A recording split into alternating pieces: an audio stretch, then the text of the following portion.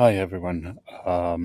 Yes, today actually I would like to discuss one of the most fascinating books that I have read so far this year or maybe last few years. It's called Making History by Richard Cohen. It is a interesting book. I'm just want to discuss some stuff about history since history is a subject that I am also interested in, and I thought it might be interesting how this book is written and how it's been used. So I put some of the quotes, as you can see on a slide. The Wall Street Journal reviewed the book, and it says Mr. Cohen gives a Thucydidean survey of each historian's aims and achievements, which is this kind of references to Thucydides and the history of Peloponnesian War, which is another very long and interesting book. And the way the book is written, it's like a survey of the whole war and that happens, and the kind of narrative it is interesting. It kind of speaks about the history from like a bird's eye view, at least. That's how I get the sense when I was reading Thucydides and the history of Peloponnesian War. Um, but this is another interesting review by the New Yorker, and it says making history is a survey, a monster survey of historians from Herodotus, the father of lies, and in Plutarch's description, to Henry Louis Gates Jr., sketching their backgrounds and personalities, summarizing their input, and identifying their agendas. Cohen's coverage is epic. I absolutely agree. I think it is a great survey, and um, the fact that you could use this information to kind of create encyclopedia online.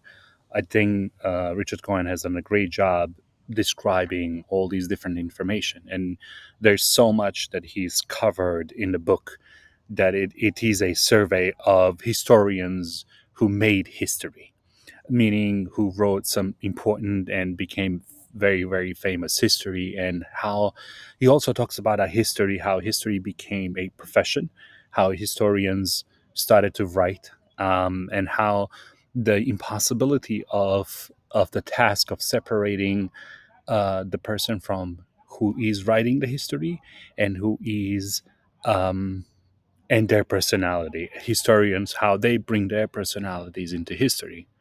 However, there's on a few things that I would like to focus here, and that is one thing that he says on page 106 is, and this is regarding oral history. He says oral history is no more prone to making things up or changing past to suit the present than is written history. Um, well, that is true, although I would say written history is a lot more. I would say it is reliable. Yes, it might seem that it's suit to present, but I think this statement is a little bit of a hasty generalization. Although I agree on oral history because I don't know if you have done this in school or in a classroom where everybody whispers what they said, and it goes around in a circle, and by the time it gets to the last person, they have totally different idea as to what was said. You know, you could say, well, it's rainy today and it's um, thundering and all that, and by the time you pass that message to the last person, by the time it's whispered, that changes. You know, the person might say totally different. That has nothing to do as to truthfulness of my statement that I made. Now, history is written to it. It is. That's why we have to be very critically. We have to be analytical about history because we have to see who's writing, who's supporting that historian, why are they writing that history, who is the audience, who is the intended audience of that history. Is it the general audience? If it's general, then we might be saying that the historian doesn't have a particular angle, just reporting the truth or interpreting the facts, or is it something different? So these are the things that I think the I think the written history is better. If I pass the note and nobody changes that note, or if I write something that I observed, which could be objective today, and I pass it on to, and somebody interprets that 50 years, and it has a little better truth value than what would the oral history would have, because spoken word, that's why there's a lot of histories that have happened before the continent, before North America and South America, where there's so much oral history that it's happened, but we don't have any written records, so we don't have it. But I think it's better to have oral history than have no history at all, and especially if when it's, that's why we are talking about tradition, which is great, which is passed by the word of mouth. It's great, but then of course people are going to interpret certain traditions to fit what they want it to fit at the present time and change that. But if it's written down, if those rules are or traditions are written down, then, and we have a legitimate document of that, then we can say, well, wait, your oral history does not represent what's on a written history. However, that's why we have to be very critical. Another point that that is fascinating, that um, the Cohen, Richard Cohen presents here, is about Machiavelli. And he quotes Machiavelli here. He says, politics these days is no occupation for educated men. A man of character, ignorance, and total lousiness is better. A demagogue must be neither an educated, nor an honest man. He has to be an ignoramus and rogue. Ignoramus and rogue. you know, Speaking of today's politics, or at least last 100 years, when I read this, it's like sounds like he's talking about Hitler, or even Stalin, or people of ignorance. I mean, we also had some United States presidents who kind of fit this description, and I'm not talking about any last 10 years, maybe last 100 years, and I'm not going to speak to any specific president, but that the president, it seems like that somebody who is into politics, it has to be like Pompey, like just brutish and violent man, which I disagree with his statement. But at the same time, there's been the politicians and people in the history that fit this description. I thought that was interesting, given the fact that Machiavelli, which where it's very interesting in his prince, he talks about, and he says, "Wow, it's better to be feared than loved," and that is interesting, given the fact that Machiavelli was tortured brutally, which I learned in this book, that he was tortured very bad, and I'm going to show you on the next slide. And this is what happened to Machiavelli. Apparently, his hands were tied behind his back, and he would be dropped down all the way down until your muscles or hands get disjointed. I mean, we are talking about this here like medieval or even pre-medieval kind of torture. And what is the reason he was tortured is apparently based on what Mr. Cohen, which I learned, I had no idea. That's why this book is fascinating, because you learn so many things that I, who loves history, has not learned about. And he talks about it on page 165. Machiavelli, who also wrote history, and I'm not going to go into that, but I'm just going to go into this idea of torture, which I thought it was um, fascinating. So apparently, not fascinating, but like something that it's totally brutal.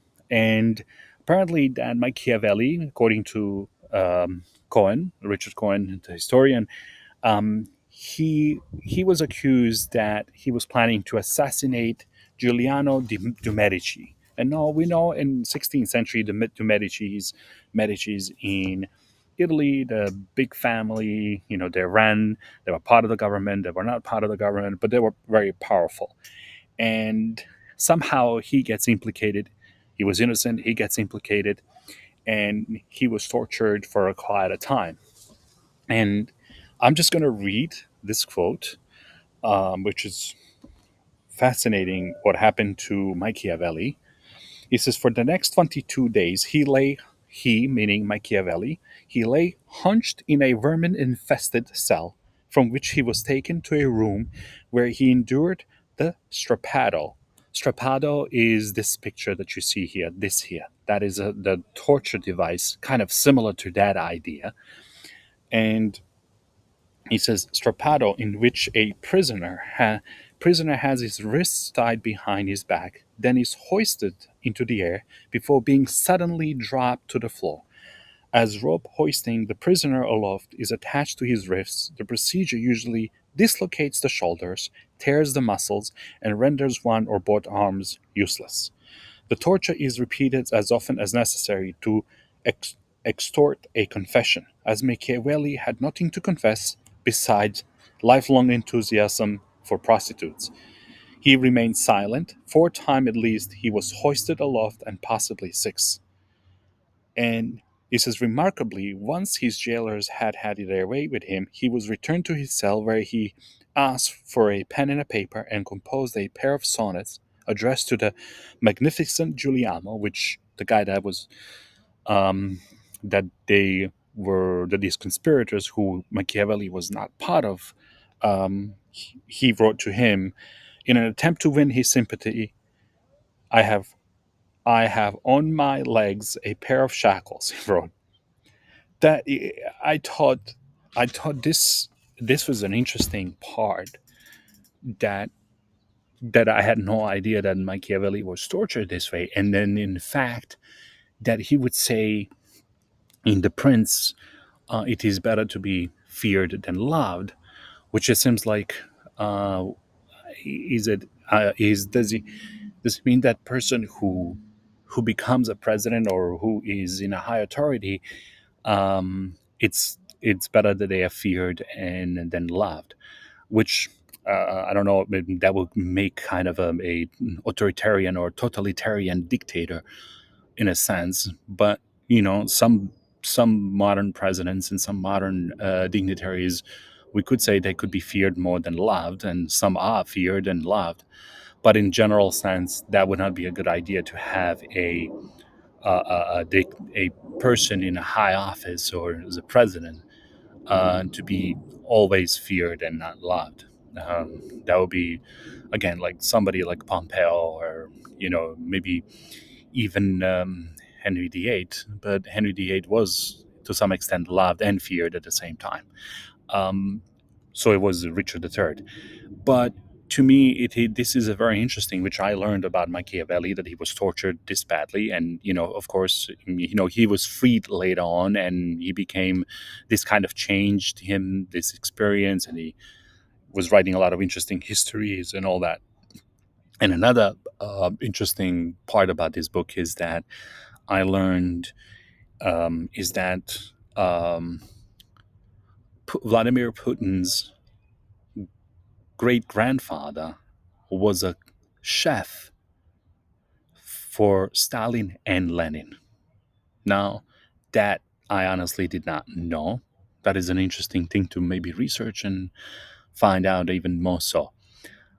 Well, that was my review. I think if you get a chance, you like history, I think this is a good book to kind of read and see um, how the historians shaped the history, or sometimes made it up or wrote about it. And I mean, it covers a lot of different things. It covers television, it covers um, pictures, how the pictures could be photoshopped and changed, just like people today that photoshop their pictures on social medias to look differently than what they are actually looking.